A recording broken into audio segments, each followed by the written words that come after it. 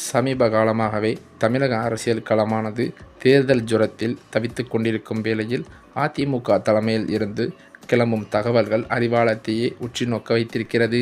யாருக்கு கொடுக்க வேண்டும் என்பதை விட யாருக்கெல்லாம் கொடுக்கக்கூடாது என்பதில் எடப்பாடி பழனிசாமி காட்டி வரும் வேகம் அக்கட்சியின் மூத்த தலைவர்களிடையே கதிகலங்க வைத்திருக்கிறது. திமுக கூட்டணியில் தங்களுக்கான தொகுதிகள் குறைக்கப்படலாம் என செய்திகள் வெளியாவதால் கூட்டணியை விட்டு வெளியேற வைகோவிற்கு மதிமுகவினர் கோரிக்கை விடுத்து வைத்துள்ளதாக சொல்லப்படுகிறது. கடந்த 2021 சட்டப்பேரவை தேர்தலில் திமுக கூட்டணியில் மதிமுக 6 தொகுதிகளில் போட்டியிட்டு 4 தொகுதிகளில் வென்றது. அப்போது தங்களின் பம்பரம் சின்னத்தில் போட்டியிட விருப்பம் தெரிவித்தும் திமுகவின் வற்புறுத்தலால் உதயசூரியன் சின்னத்திலேயே அக்கட்சி போட்டியிட்டது. இந்நிலையில் 2024 மக்களவைத் தேர்தலில் திருச்சி தொகுதியில் துரை வைகோ தனி சின்னத்தில் போட்டியிட்டு வெற்றி பெற்றார். இம்முறை தேர்தல் ஆணையத்தின் அங்கீகாரத்தை மீண்டும் பெற வேண்டும் என்பதற்காக மதிமுகவும் கூடுதல் தொகுதிகளை எதிர்பார்ப்பதுடன் சொந்த சின்னத்தில் போட்டியிடவும் விரும்பி வருகிறது. இந்த நிலையில் கடந்த வாரம் நடந்த தொகுதி பங்கீடு பிரச்சனையில் இது ஒரு முற்றுப்புள்ளி வைப்பதற்கு வைகோ அவர்கள் பேச்சுவார்த்தை நடத்தியுள்ளதாகவும் சொல்லப்படுகிறது. இந்த நிலையில் சட்டமன்ற தேர்தலை எதிர்நோக்கி பரபரப்பாக அனல் பறக்க தொடங்கியுள்ளது. இதில் திமுக, அதிமுக என பல்முனை போட்டிகள் நிலையூறுவதில் மேலும் புதிதாக உருவாக்கப்பட்ட தமிழக வெற்றிக் கழகமும் முண்டிக் கொண்டிருக்கிறது. இந்த நிலையில் தமிழக வெற்றிக் கழகத்தின் எழுச்சியால் மற்ற கட்சிகளுக்கு தோல்வி பயம் ஏற்பட்டுள்ளதாக செங்கோட்டையன் சமீபத்தில் கூறியிருப்பது பேசும் பொருளாகி இருக்கிறது.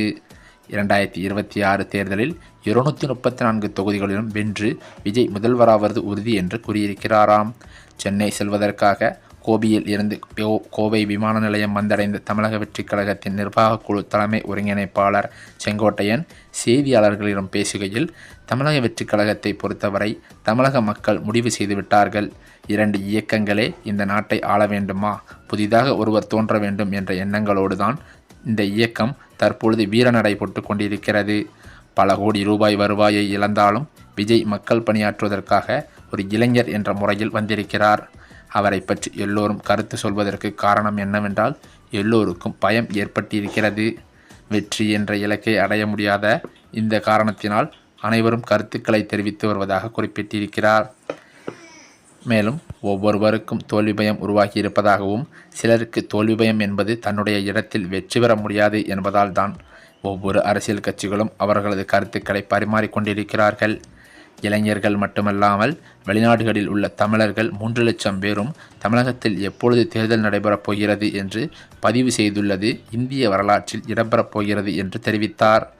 மேலும் ஒரு புதிய தலைமை தமிழகத்தை ஆள வேண்டும், குறிப்பாக தமிழக வெற்றிக் கழகத்தின் தலைவர் ஆள வேண்டும் என்ற நோக்கம் புதிதாக வாக்களிக்கக்கூடிய ஒவ்வொருவரின் எண்ணங்களையும் ஏற்பட்டிருக்கிறது என்றே அவர் சொல்வது தற்போது தமிழகத்தின் அரசியல் கட்சி தலைவர்கள் மத்தியில் பேசும் பொருளாகியிருக்கிறது. 35 வயதுக்கு கீழுள்ள அனைவரும் ஒருமித்த கருத்தாகவும் அது பிரபலித்து கொண்டிருக்கிறது. இந்த நிலையில்தான் அதிமுக எதிர்க்கட்சியாக செயல்பட்டு கொண்டிருக்கும் நிலையில் தமிழகத்தில் அதிலிருந்து பல்வேறு முக்கிய தலைவர்கள் மாற்றுக் கட்சிகளுக்கு சென்றிருப்பது அதிமுகவின் தலையில் துண்டை போடும் அளவிற்கு பெரும் படுபாதாளத்தில் அதிமுகவை தள்ளியிருக்கிறது என்று பல பத்திரிகையாளர் வட்டாரங்களில் தகவல்களும் வெளிவந்து கொண்டிருக்கிறது. அதே சமயம் பாஜகவிடம் அதிமுகவை அடகு வைத்து விட்டார் எடப்பாடி பழனிசாமி என அதிமுகவின் முக்கிய அமைச்சர்களே வாதத்தில் ஈடுபட்டுள்ளதாகவும் அதிமுகவின் தலைமைக்கு நெருக்கடி கொடுத்து வருவதாகவுமே தகவல்கள் கசிந்துள்ளது. இது பெரும் சர்ச்சையை கிளப்பியது மட்டுமல்லாமல் அதிமுகவை படுபாதாளத்தில் தள்ளுவதற்கான வழியாகவும் பார்க்கப்படுகிறது. இதன் காரணத்தினால் இந்த நடக்கின்ற 2026 சட்டமன்ற தேர்தலில் அதிமுக வெற்றி பெறுவது பெரு சந்தேகம் என்றே சொல்லப்படுகிறது. இந்த சூழ்நிலையில் திமுகவிலேயே வேட்பாளர் பட்டியல் ரெடியாகி வரும் நிலையில் அதில் பல்வேறு மூத்த நிர்வாகிகள் மத்தியில் பிரச்சனைகளும் மோசடிகளும் ஏற்பட்டுள்ளதாக அதிர்ச்சி தகவல்கள் பரவி வருகிறது. இந்த நிலையில் கடந்த வாரம் நடந்த தொகுதி பங்கீட்டு பேச்சுவார்த்தையில் 12 தொகுதிகள் ஒரு ராஜ்யசபா சீட் தனி சின்னம் கோரிக்கைகளை மதிமுக முன்வைத்ததாக தெரிகிறது. ஆனால் உதயசூரியன் சின்னத்தில் போட்டியிட்டால் 4 தொகுதிகள், தனி சின்னத்தில் போட்டியிடுவதாக இருந்தால் 3 தொகுதிகள் என திமுக தரப்பில் சொல்லப்பட்டதாக தெரிகிறது.